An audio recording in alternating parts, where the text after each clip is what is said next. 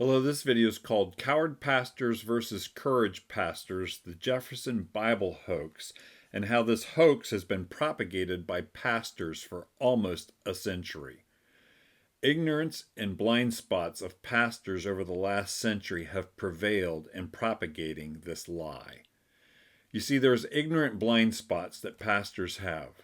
That they have been lied to about the founding fathers being deists, that they've been lied to about Thomas Jefferson cutting miracles out of his Bible, that cultural Marxists have infiltrated seminaries and church denominations and they're unaware, that museums have been funded to highlight America's and the founders' flaws, examples of James Madison's house and Thomas Jefferson's house, and they're unaware of this, and that even the government institutions like the Smithsonian censor and even lie about the founders, the founding documents, and faith.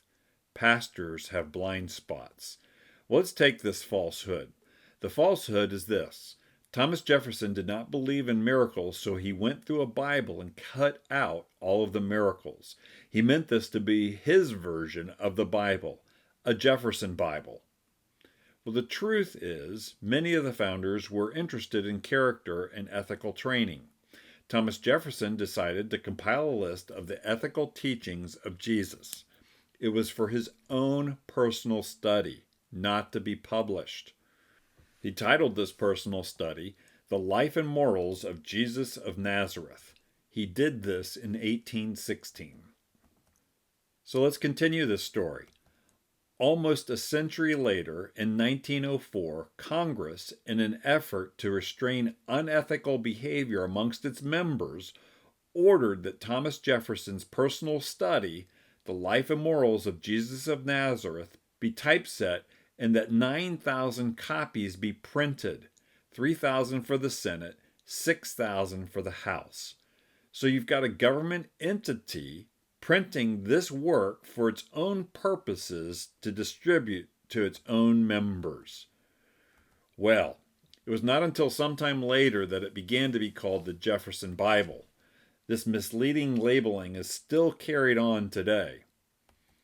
Now activists and revisionist historians impugn Jefferson's motives as sinister and anti-Christian. The American people are being misled. The question you might ask is why? Well, Antonio Gramsci tells us, any country grounded in Judeo-Christian values can't be overthrown until those roots are cut. In the new order, socialism will triumph by first capturing the culture via infiltration of schools, universities, churches, and the media by transforming the consciousness of society. Cultural Marxists need to first seize the so-called cultural means of production, that is, the cultural forming institutions such as the media and universities and even churches, and you can include on that list museums. You see, museums and history are cultural forming entities, and Jefferson and Madison's homes in this day and age have become attack points for woke people that want to attack the founding fathers and their legacies, and it's been going on for decades. Here are just a few headlines outlining what's happening. So where does this come from? Well, the homes of Thomas Jefferson and James Madison, Monticello, and Montpelier, respectively, are going woke, thanks to the dictates of some liberals and Democrats who helped run both Thomas Jefferson's Foundation and the National Trust of Historic Preservation, which owns Madison's home. Much of the reinvention of Monticello and Montpelier seems to have been funded by a Democrat billionaire. So what they're attempting to do is to highlight the founders' flaws versus their greatness and their thinking. And this has even trickled up to the Smithsonian. The U.S. government and the National Archives now have a trigger warning on founding documents. The National Archives slaps harmful content warning on the Constitution and all other founding documents. Well, we are being duped. And pastors, if you've bought into this, you're being duped.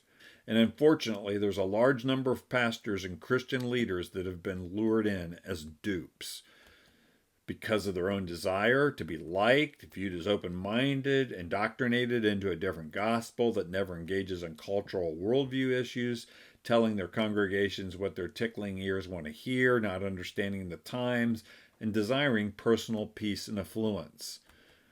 Unfortunately, pastors and Christian leaders have repeated this falsehood, the Jefferson Bible hoax, and again, he never called it the Jefferson Bible, to their congregations. And in doing so, they have caused hundreds, even thousands of Christians to dismiss Jefferson and to ignore the faith and ideas of him and other founders, and to greatly compromise their members' ability to be salt and light and winsome agents of change in culture.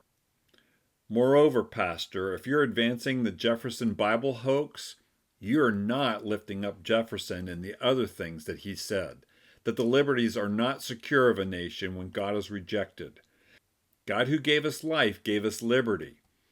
And can the liberties of a nation be thought secure when we have removed their only firm basis, a conviction in the minds of people that these liberties are the gift of God, that they are not to be violated but with his wrath?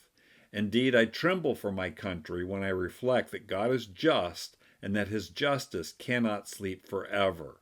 Well, I tremble for pastors that advance the Jefferson Bible hoax when it was not his intent to create a Bible at all, and that you as a pastor have been lied to by media, by museums, or by seminaries, and you effectively have been made a dupe.